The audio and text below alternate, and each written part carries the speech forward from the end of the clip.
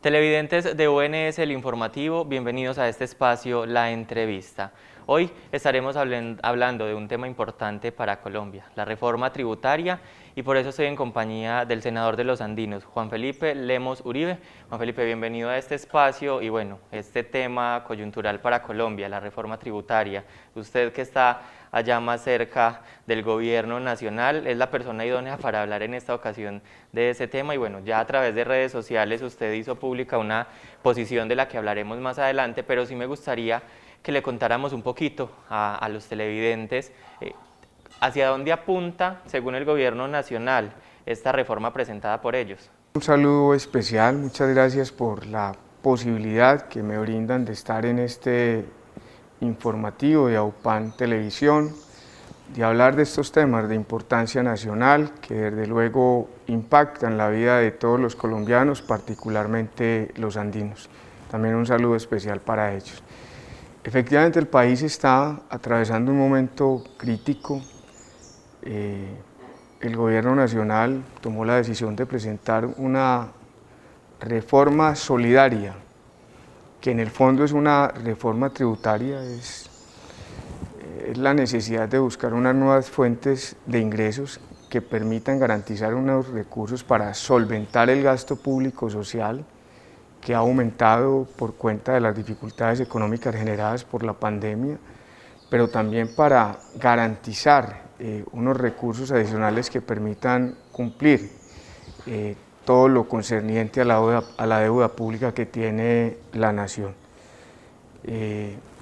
La verdad el momento es un momento muy difícil, es un momento muy complejo. Esta es una reforma que a mi juicio nació con un acta de defunción en la opinión pública nacional.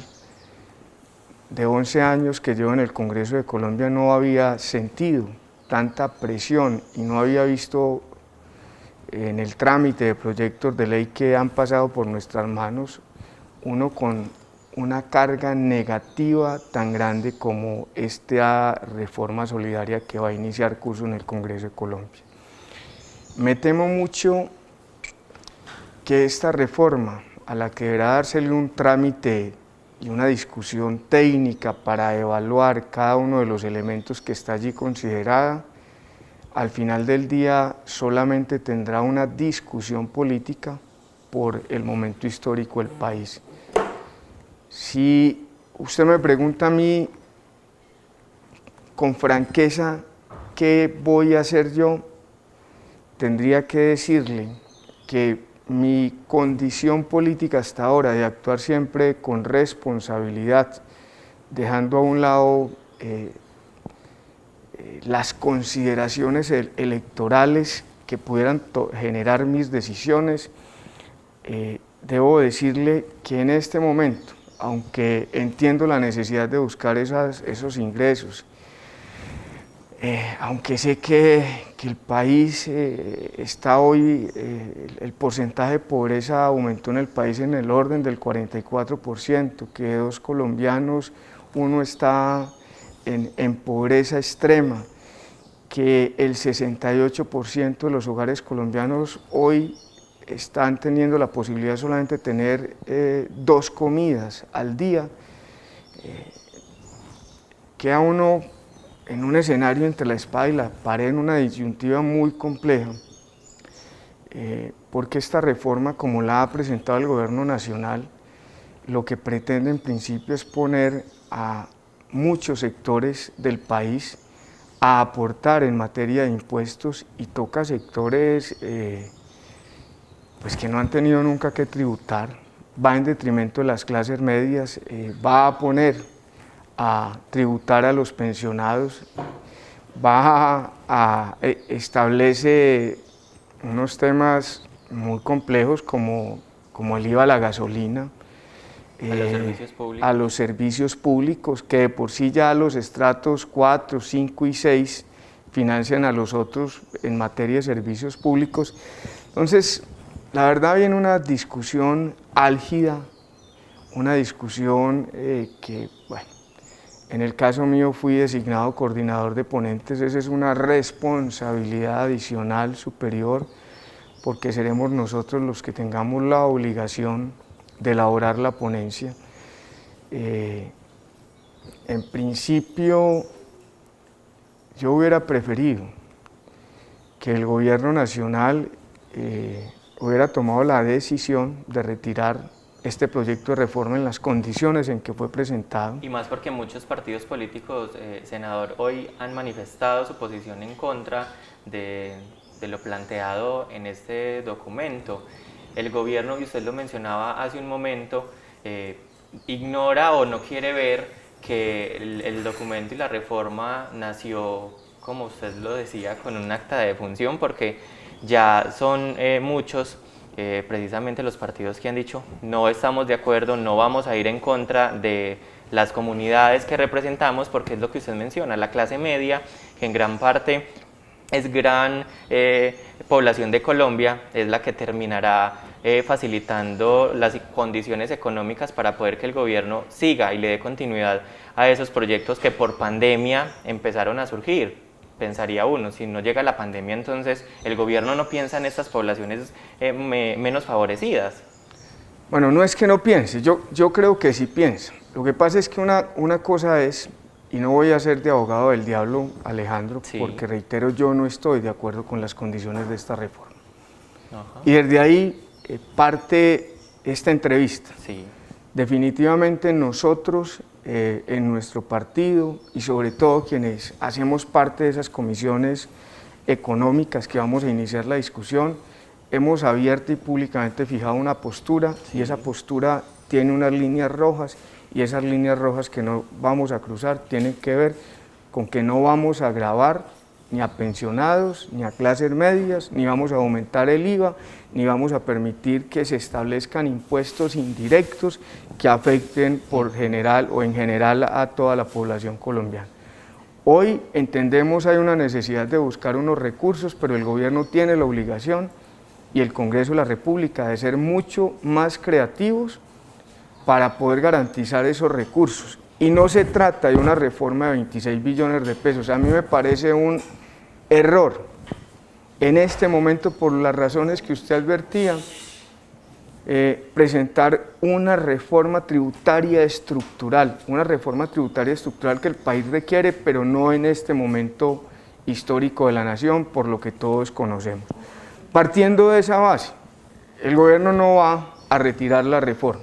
A nosotros nos toca indefectiblemente, Alejandro, avanzar en la discusión de esa reforma porque es nuestra obligación constitucional, particularmente a quienes nos han nombrado como ponentes y sobre todo a quienes nos han nombrado como coordinadores. Juan, expliquémosle ahí, perdón lo interrumpo, a la comunidad. En otros medios nacionales se ha hablado de 4 comisiones, de la posición, de los votos, para que las personas también conozcan, porque normalmente, y sabemos que hoy las comunidades pueden ignorar mucho este tema de cómo se da el trámite en el Congreso de la República a este tipo de proyectos. Bueno, lo primero, ¿qué es una reforma tributaria? Una reforma tributaria es un proyecto de ley que inicia su trámite en las comisiones económicas del Congreso de Colombia, que son las terceras y las cuartas. Cada célula legislativa tiene 2 comisiones económicas, la tercera de Cámara y la cuarta de Cámara, y la tercera de Cámara y la cuarta de Senado. En esas comisiones inicia la discusión en primer debate de ese respectivo proyecto de ley. Una reforma tributaria básicamente lo que se discute allí es la generación de nuevas fuentes de ingreso para financiar el gasto público social. Sí.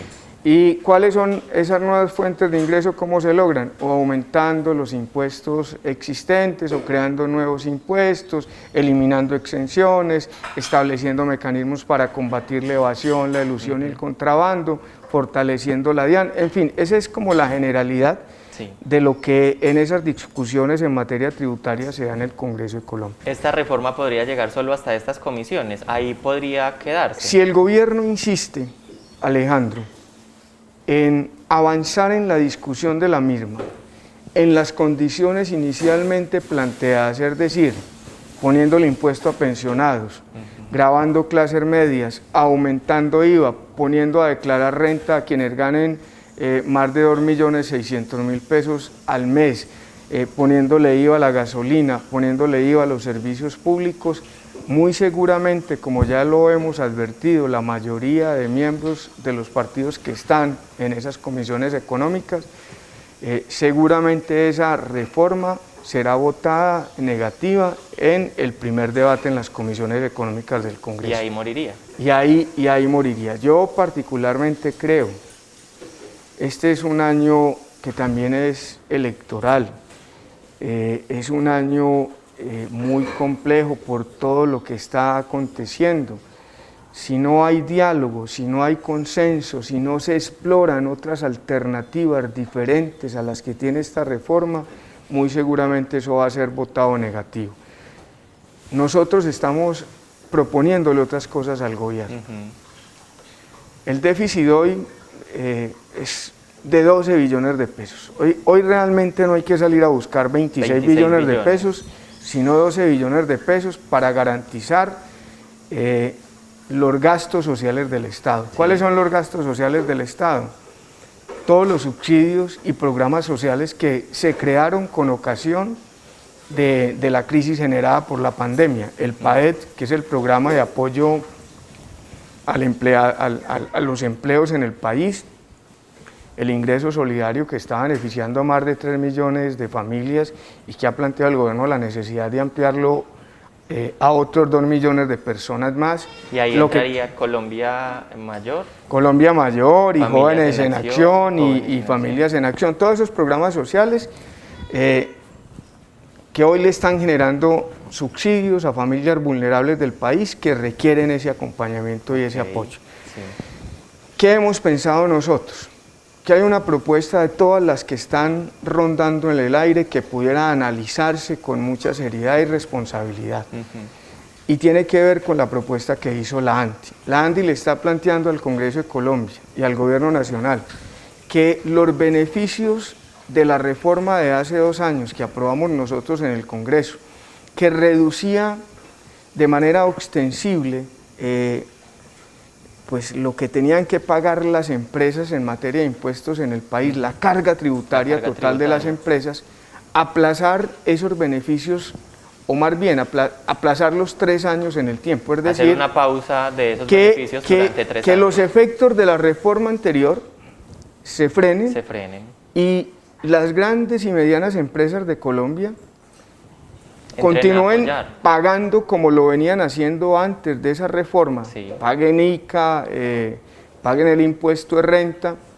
Hacer eso pudiera generarle al fisco alrededor de 7, 8 billones de pesos y incorporar en esta reforma tributaria los impuestos verdes, que son unos impuestos modernos, contra la contaminación que generan algunas empresas, que van a permitir de cierta manera garantizar el medio ambiente para las futuras generaciones, dejar el impuesto solidario. El impuesto solidario, yo siento que es el momento en que los altos dignatarios de la nación, incluidos nosotros los congresistas, también sacrifiquemos algo y hagamos un esfuerzo para, como lo está haciendo mucha gente, estar en sintonía con las realidades sociales del país y con lo que está generando esta pandemia. Ese impuesto solidario, a mi juicio, es necesario, hay que ponerlo, porque nosotros hoy no hay manera de reducirnos el salario, pero ese impuesto solidario sí implicaría una porción importante, no solamente el salario de los congresistas, sino de la alta dirigencia de la nación, de los altos dignatarios, y eso ayudaría mucho también a congelar la crisis. O ayudar a mitigar el impacto de la crisis, también un elemento fundamental. Yo creo que hay que hacer una reducción seria en el gasto público y eso requiere reestructurar el Estado, requiere empequeñecer esa estructura gigantesca paquidérmica que hoy tiene la nación para generar unos recursos frescos que puedan destinarse a inversión. Yo creo que esos temas son importantes. Si el gobierno nacional, en esta discusión, Alejandro, que va a iniciar porque ellos insisten en darle continuidad. Están insistiendo en que demos el debate y que hagamos los cambios allí. Si el gobierno nacional atiende este tipo de observaciones y permite a quienes estamos en esas comisiones presentar una propuesta distinta, diferente a la que ellos plantearon, que no toque, reitero, los sectores más vulnerables de la población, que no toque clases medias, que no toque pensionados, que no tenga nada que ver con IVA, nada que ver con poner más gente a declarar renta. Mejor dicho, que sea una reforma tributaria en la que quienes hoy tienen la posibilidad de pagar, paguen, y no clavar a la gente de a pie, a la gente que está sufriendo con la pandemia. Si eso sucede, yo creo que el Congreso va a avanzar porque nosotros tenemos una responsabilidad superior con el país y porque entendemos la situación que está enfrentando la nación y porque sabemos que hay que generar unos recursos frescos, pero si se trata de insistir en esto, que golpea a la gente, pues nosotros definitivamente nos vamos a marginar, no solamente de la discusión, sino que vamos a votar negativa esa propuesta presentada por el gobierno. Senador, muchas gracias por haber estado pues en este espacio y que quede de una vez el compromiso con los televidentes, que apenas empiece a darse trámite a estos debates y usted esté ya en la ciudad de Bogotá, podamos conectarnos a través de la tecnología para que le sigamos contando a los andinos cómo avanza esta situación. Alejandro, total, si ustedes me lo permiten, yo estaré informándoles. A mí me toca estar desde el lunes allá, seguramente serán 3, 4 semanas de mucha intensidad y actividad, pero lo que yo pues sí les puedo decir es que si persiste las condiciones actuales de esa reforma, mi voto será negativo. Yo estaría dispuesto a votar positivo una reforma en las condiciones en que planteé. Si se aplazan los beneficios a las grandes empresas, si se crea el impuesto solidario y si no se toca el IVA, no se toca la renta y no se tocan los sectores vulnerables de la nación. Muchas gracias nuevamente, senador, y agradecemos también entonces a los televidentes que siguieron este espacio de la entrevista. Vamos a una pausa para mensajes institucionales. Al regreso seguiremos hablando de la reforma tributaria para que usted conozca al detalle de lo que busca este documento planteado por el Gobierno Nacional.